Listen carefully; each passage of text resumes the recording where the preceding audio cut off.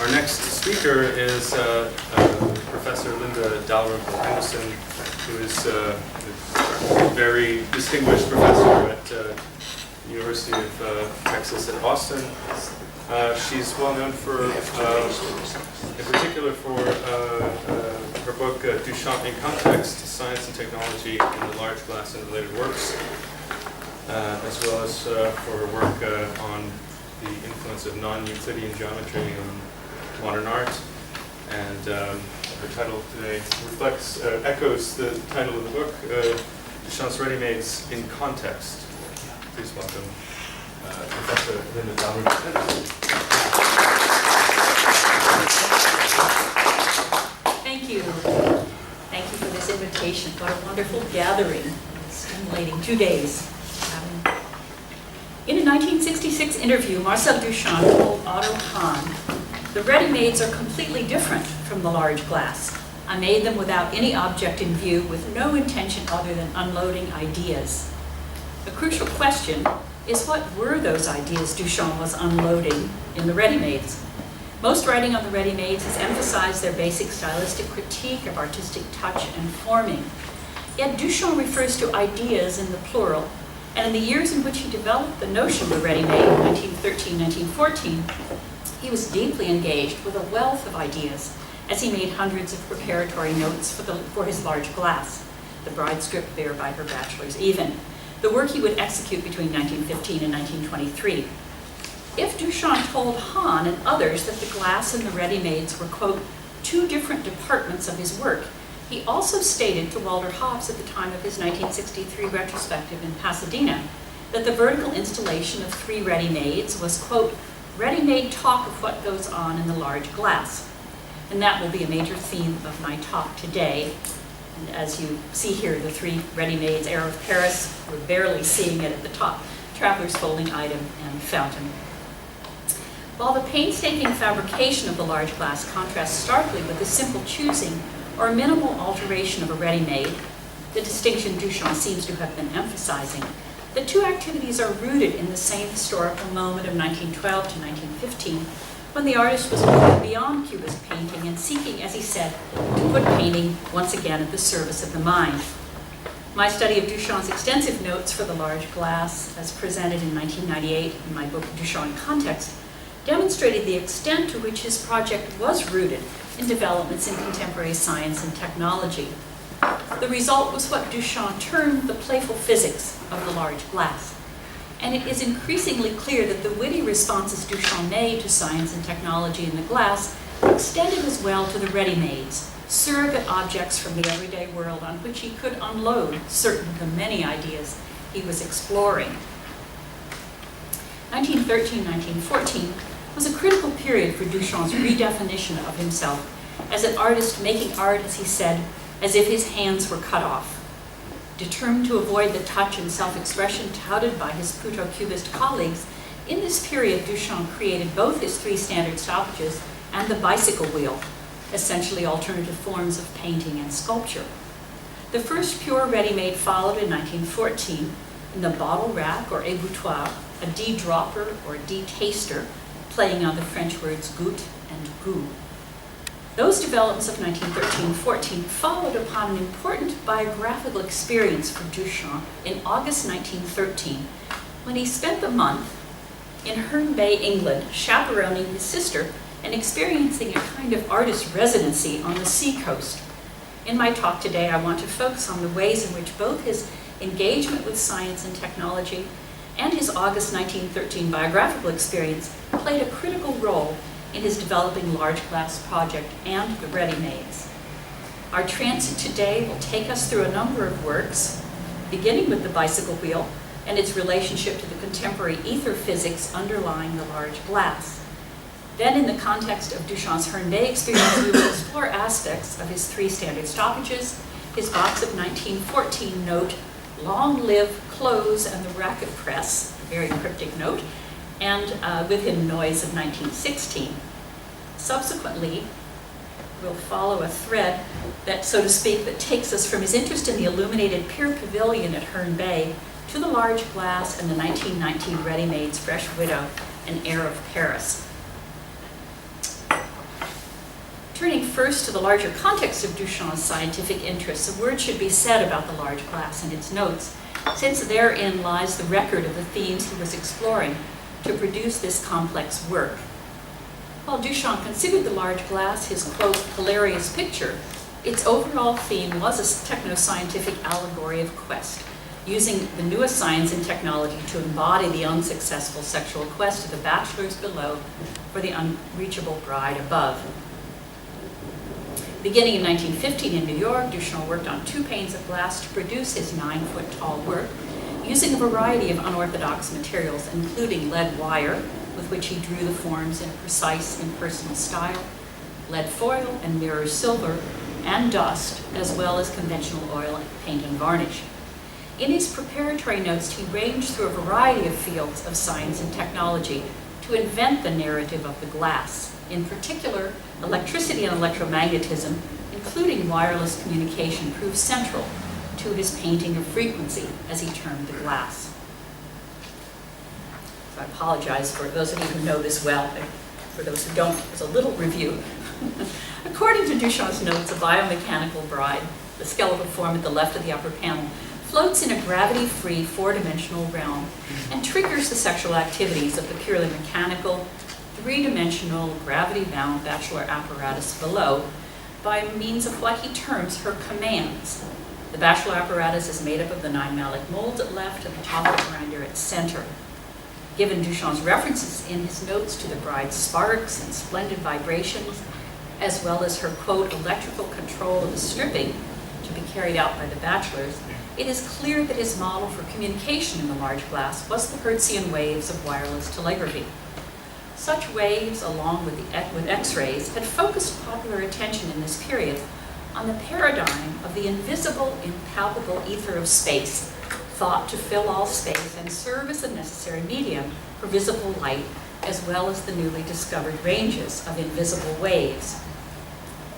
Appropriately, the mallet molds are filled with an illuminating gas, as he says, like neon, which would light up with the passage of a wireless telegraphy wave. They are thus wired and ready to detect her commands. Turning now to the Readymades, the bicycle wheel of 1913 functions on several levels in relation to the large glass, including a connection to the ether, as I would argue.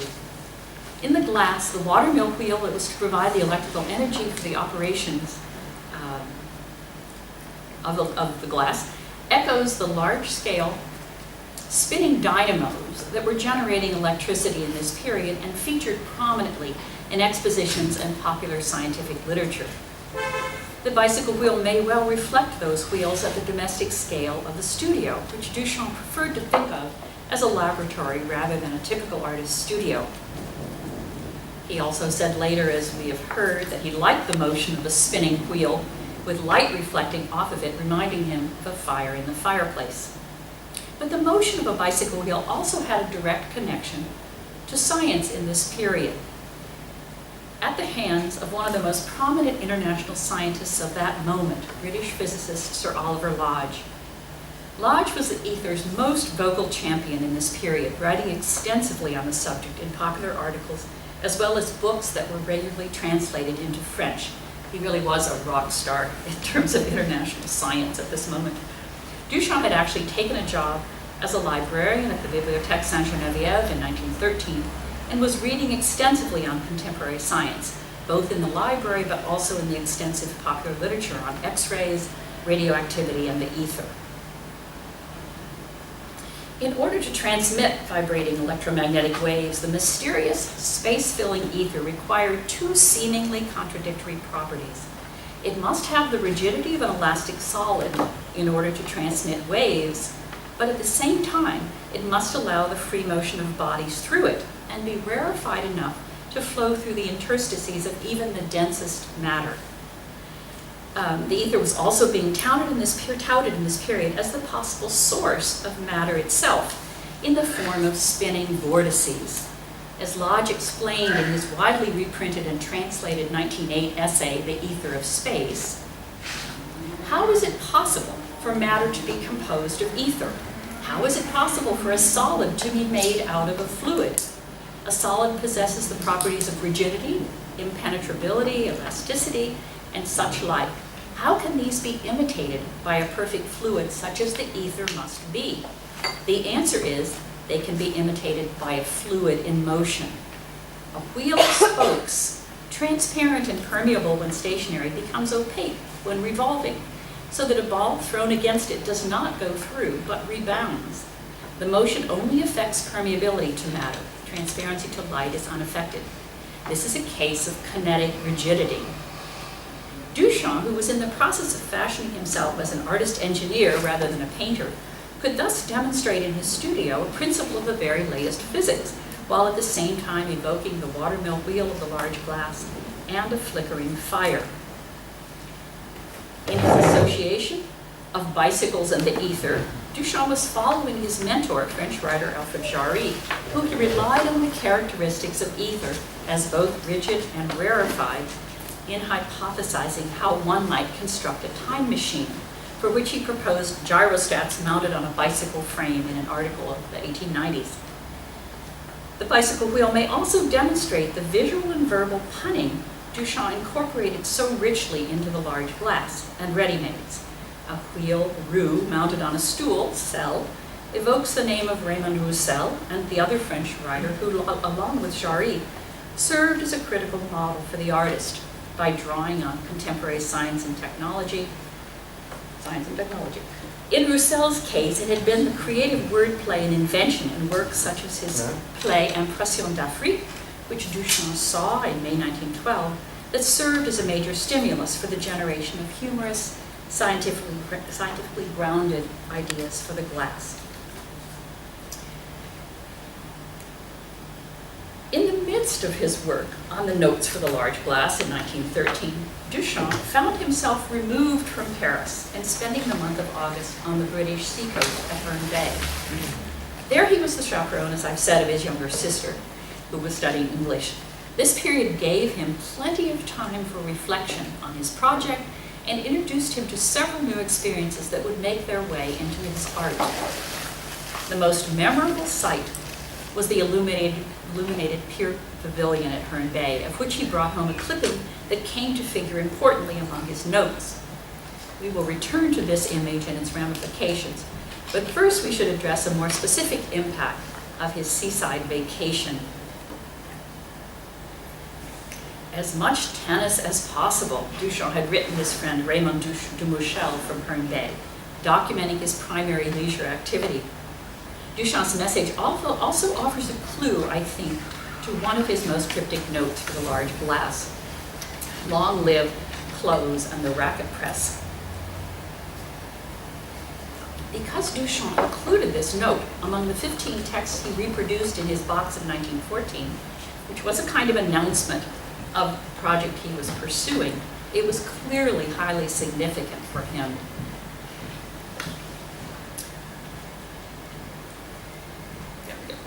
To create the box of 1914, in its edition of 5, Duchamp photographed his notes and mounted them on board, placing them in boxes that had held photographic negatives. But what can this cryptic note mean? Here age plays a role. Having grown up with my parents' tennis racket press from the 1920s, I have always been struck by the visual rhyme between Duchamp's 1916 Ready-Made with Hidden Noise and that press. To make the 1916 work, Duchamp and his collaborator, Sophie Treadwell, bolted 2 metal plates around a ball of twine, leaving an extension of the bolts that looks strikingly like that of a racket press. The title comes, as you know, from the secret object Duchamp asked his friend Walter Arnsberg to place inside the ball. Akin to a ball of twine, a tennis racket is strung with string, at that time made from animal gut. But what of the clothes Duchamp celebrates along with the racket press in his box of 1914 note? Duchamp, ever alert to the functioning of signs and language, was well aware of the principle of autonomy, in which a part of something stands for its whole. He always located the clothes of the bride at the midsection of the large glass, although we never see the garment on which the bachelors are said to be tugging by means of the never executed boxing match. However, Duchamp did create a structure at the midsection of the glass that has a direct connection to the layered structure of a racket press. He had planned for these glass plates of at the midsection from an early note placing the bride above the bachelors, which you see here. There he also gave them an electrical function akin to that of an electrical condenser, kind that made possible the high-frequency currents necessary for wireless spark telegraphy, the bride's technology for issuing her commands to the bachelors. Although the narrow glass plates at the midsection of the large glass bear no string or threads, Duchamp created an analog for the glass's midsection in the 3 standard stoppages. In 1913-14, he had dropped 3 meter-length threads from the height of a meter onto 3 narrow blue-black canvases. Subsequently, he mounted the canvases on glass plates and stored them in a stacked fashion in a wooden croquet box. Here, the threads of the 3 standard stoppages may well be the metonymical signs of the bride's clothing. His planning for the tripartite midsection, rhyming as it does with a racket press, surely makes it the root of the box of 1914 note, long live clothes and the racket press. We can discuss that. The string of with hidden noise then rhymes with this sign for the bride's clothing, bringing together the string that was so resonant for Duchamp and the plates that suggested the racket press and condenser-like stacking. Appropriately, the 1916 Readymade bears on its top and bottom plates a game with letters to be filled in that echoes, I think, in some way the alphabetic units of the bride's communication system. And in the 1963 Pasadena installation, which Duchamp referred to as ready-made talk about what goes on in the glass, and in his 1942 Box and a Valise reproductions of his works, he carried on the theme of the bride's clothing and communication. In both places, he inserted the 1916 Ready-Made Traveler's Folding Item, an Underwood typewriter cover, as the counterpart to the midsection of the glass, providing a skirt or clothing for the message-producing bride. Thread or string was also very much on Duchamp's mind at this point as a material that could make an impersonal line. Indeed, in the 3 standard stoppages, he had not only been concerned with the chance falls of 3 meter-length threads to create alternative non-Euclidean curved meters, and humorously challenged the French preoccupation with the standard meter. He was also finding a way to make, as he said, a non-arty line in painting, an approach he would follow up in the large glass by using lead wire to outline forms. In his 1914 painting, Chocolate Grinder No. 2, Duchamp sewed a heavy thread through the canvas to make the ridges on the grinder. Both the canvases of the 3 standard stoppages and the chocolate grinder were painted a deep blue-black. He muses extensively in a note on the chocolate grinder and in a number of other notes about how to achieve a, quote, beautiful black, Prussian blue and bistre, or to obtain exactitude, as he says here. He considers dyeing the canvas black so that a line drawn through the paint will show black.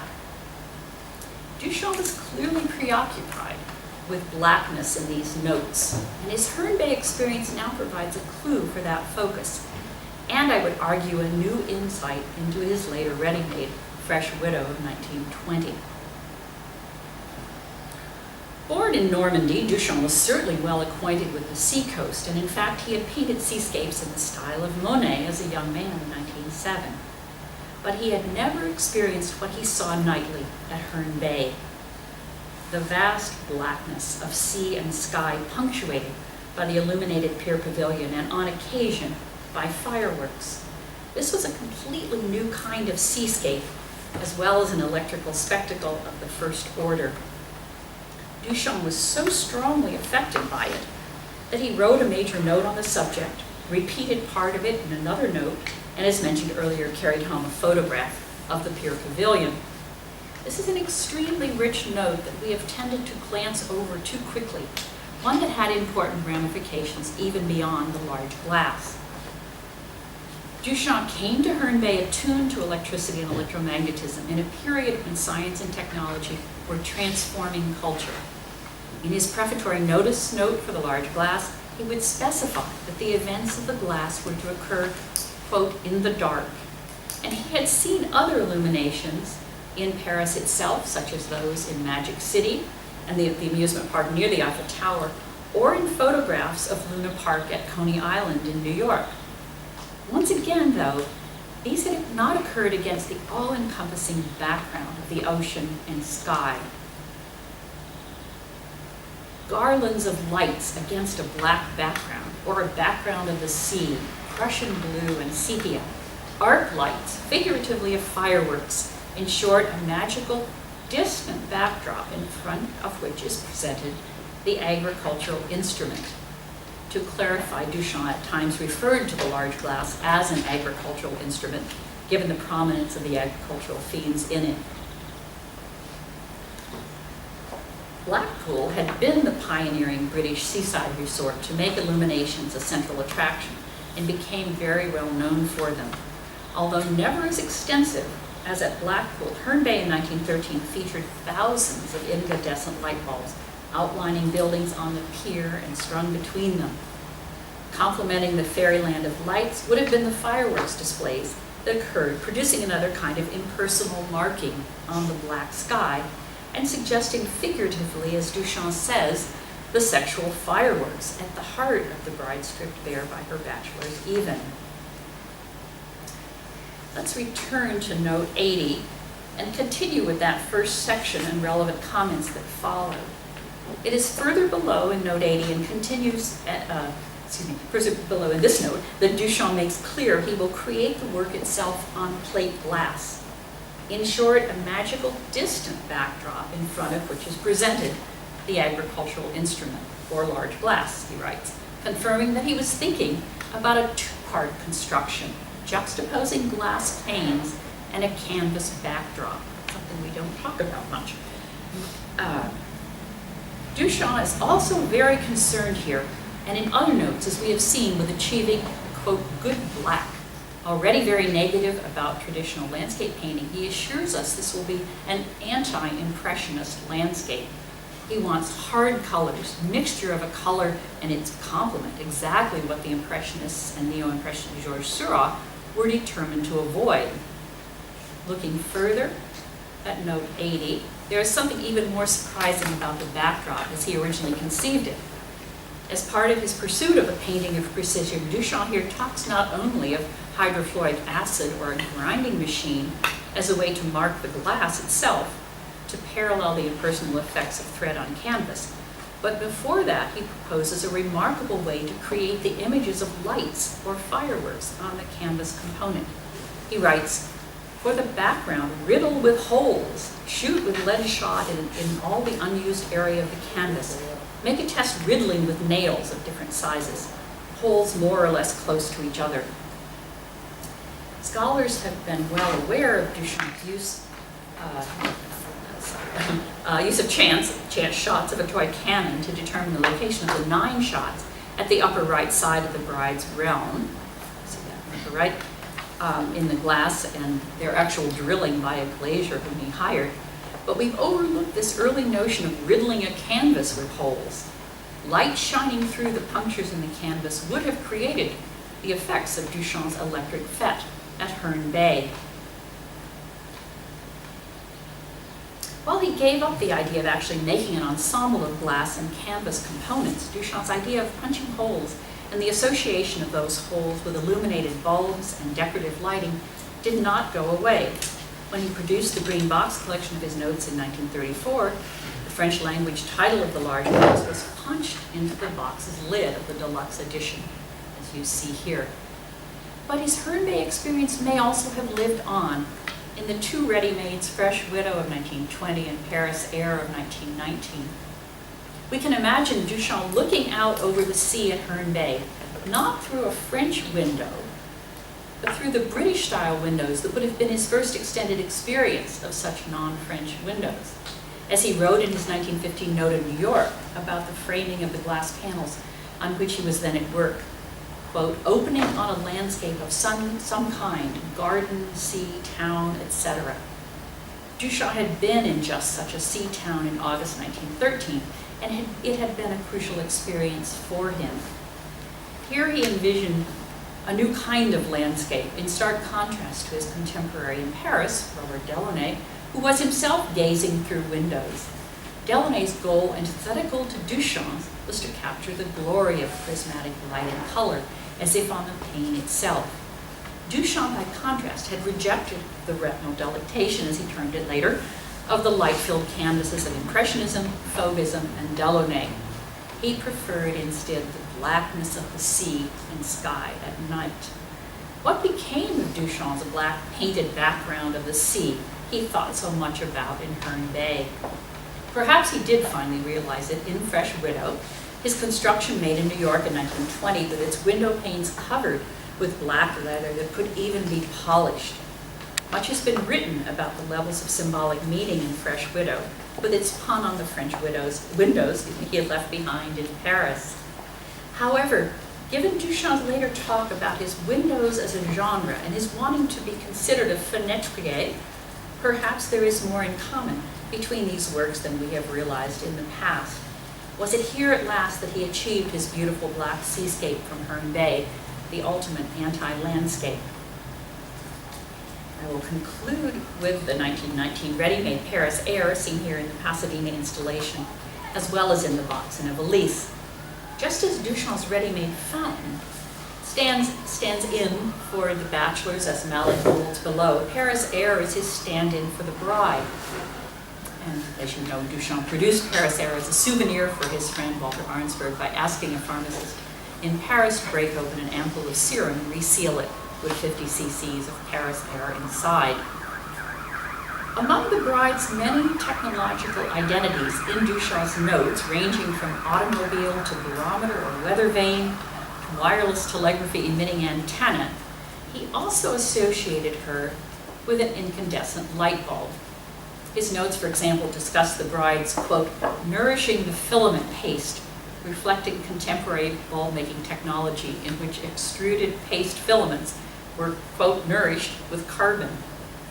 As we have seen, Duchamp had had a major encounter with such incandescent bulbs at Herne Bay, but the light bulb was also a particularly suggestive object for the artist, whose analogical thinking layered associations on it, including the theme from classical mythology of Demeter and her torch searching for Persephone, now updated in terms of commercial bulb advertising. Most importantly, the light bulb, or another sealed glass vessel like the pharmaceutical vial of Paris Air, allowed Duchamp to develop further the bride's associations with the Virgin Mary. That iconoclastic religious theme runs through his notes and drawings, including his early sketch of the large glass with its Madonna-like bride. Thus, the sealed glass vial could evoke the traditional association of the Virgin Mary with a pure enclosed vessel, serving as a metonymical condensation of the bride/Virgin Mary into a single object sign. Indeed, this was the way the ready-mades had often functioned as vehicles for unloading ideas. In one of his preparatory notes for the glass, Duchamp had written, "The picture itself is the hieroglyphic data of the bride stripped bare." Close quote. Its information was to be conveyed in a new kind of schematic visual language of signs, accompanied by a text based on his notes that was to explain every part of the glass, like a Sears Roebuck catalog, as he said.